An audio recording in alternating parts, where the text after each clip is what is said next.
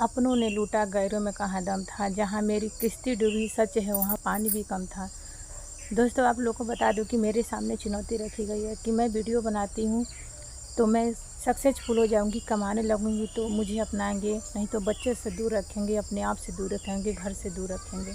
तो दोस्तों, मैं बता दूं कि मैं बच्चे लोग से दूर नहीं होना चाहती हूँ। मैं बच्चे लोग का वो खुशियाँ देना चाहती हूँ कि जो उन लोग का वो हकदार हैं।